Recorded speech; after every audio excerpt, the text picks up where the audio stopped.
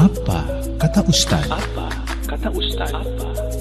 Orang yang pengen mendapatkan fadilah shaf pertama, dia butuh mubadarah, bersegera qabla izdihamin nas, sebelum banyak orang yang datang. Kenapa? Kok dia harus lebih awal? Kalau enggak, sabqihim ila shaffil awal, dia akan didahului sama orang-orang untuk mendapatkan shaf pertama.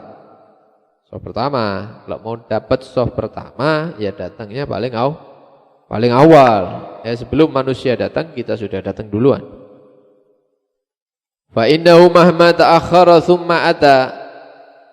Karena kalau kita ini datangnya terlambat, ya, kemudian masuk ke dalam masjid, waqad sabaguhu, sudah didahului sama orang-orang, mereka sudah mendapatkan shaf pertama, shaf kedua sudah penuh. Akhirnya apa yang terjadi kalau kita ingin mendapatkan shaf pertama? Yatakhatta riqabahum, maka kita akan berusaha, ya apa caranya? Yang ngelangkai pundaknya orang-orang akhirnya, padahal dia datang telat, ya, dilangkai. Perbuatan yang seperti ini fayu'zihim, mengganggu orang yang sudah duduk di masjid. Padahal kita tahu idza mengganggu orang, ya apalagi saudaranya muslim, itu hukumnya haram. Sekarang kita ingin mendapatkan fadilah shaf pertama. Ya, ingin mendapatkan satu fadilah yang bukan wajib sebenarnya. Walaupun kita salat di shaf kedua, shaf ketiga, shaf keempat, salat kita sah. Tapi kehilangan fadilah, keutamaan. Hukumnya tidak wajib shaf pertama itu. Ingin mendapatkan satu fadilah yang tidak wajib, tapi dengan cara mengganggu manusia yang hukumnya haram. Jadi usahanya dia itu lebih membahayakan daripada fadilah yang mau dia ambil atau dia dapatkan. Sama seperti kita ada di depan Ka'bah, ya, disunnahkan untuk mencium Hajar Aswad. Hajar Aswad itu kalau bisa dicium, ya, sunnah hukumnya. Tapi dengan cara nyikut uang, rebutan. Yang ini kepalanya diundurkan, yang ini ditarik. Ya, ini mengganggu saudaranya muslim. Hukumnya haram. Ingin mendapatkan sunnah dengan cara yang haram. Ini yang banyak tidak difahami. Dikira itu namanya usaha. Bukan usaha, itu mengganggu manusia yang ibadah.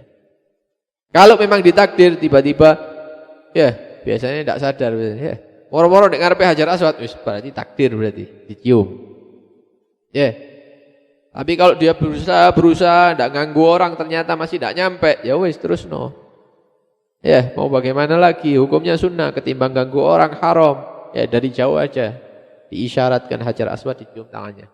Kita juga seperti itu, masuk ke dalam masjid ternyata sudah didahului sama orang-orang yang lebih awal datangnya. Ya, jangan dilangkai pundak-pundaknya mereka. Ya. Kalau ada kekosongan misalnya di shaf 2 atau mana, bisa diisi, bisa. Caranya dengan sopan santun. Ya, dipegang pundaknya saudaranya di depan. Ya, permisi ya, saya mau ngisi shaf situ. Boleh? Oh ya, silakan. Izin, baru lewat. Itu pun dengan cara melangkah yang baik. Jangan terlalu tinggi ngangkatnya. Ya. Kalau shafnya terlalu jauh ya jangan.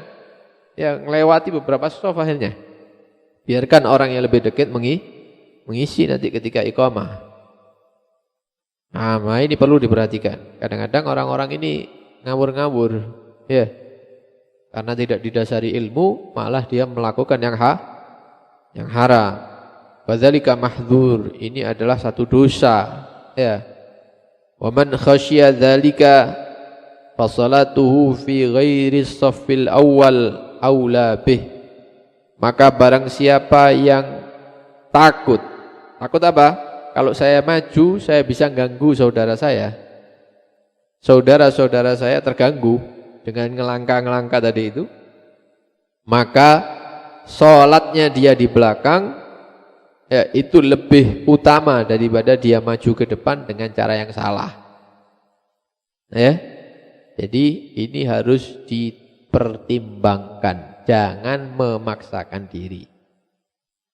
Lagi ada acara-acara di Pasuruan dan di kota-kota yang lain. Kalau mau duduk di depan, datang awal. Saya kepingin kelihatan para ulama, saya pingin dekat duduknya dengan para ustadz, asatid, para guru-guru, ya datang yang awal. Sebelum manusia datang, kamu sudah datang, kita sudah datang. Itu pun kalau sudah ada batasan, dibatasi, jangan memaksa. Sudah dikasih tali, sudah dikasih pembatas, maksa masuk. Ini bukan mendapatkan barokah majelis.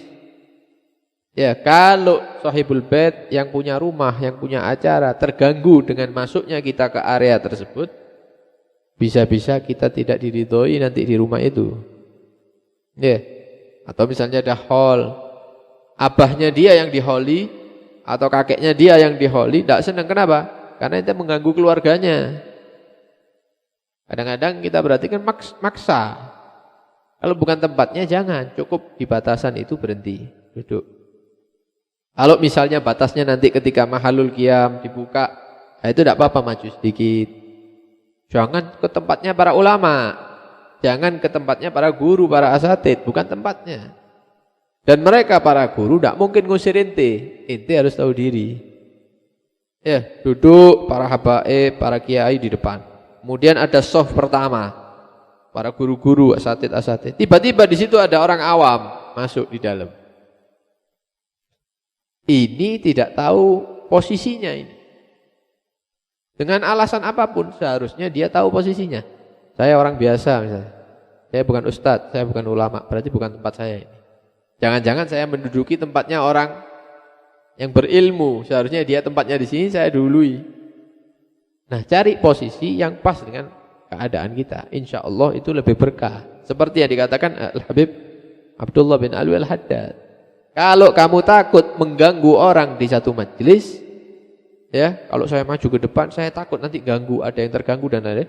Ya sudah, lebih utama kita di belakang, ya, tidak mendapatkan posisi depan di belakang. Itu lebih utama, lebih afdol, lebih barokah. Karena keberkahan majelis itu bukan hanya dapat di depan saja, semuanya dapat. Yang penting dengan adab, dengan tata krama, pakai adab. Paham ya? Wadang ustadz disenggol. Ya, gara-gara apa? Rebutan panganan. Nah, ini bukan adab. Cari berkah. Iya, bukan gitu caranya. Biarkan mereka pindah keluar, pindah ke tempat lain, ente ambil berkah silakan. Paham ya? Ini perlu difahami. Kadang-kadang memaksakan kehendak tapi keliru nanti. Ya. Nah, bentar lagi ada hallnya. Ya, para habaib ini, nah, posisinya yang pas biar tambah berkah.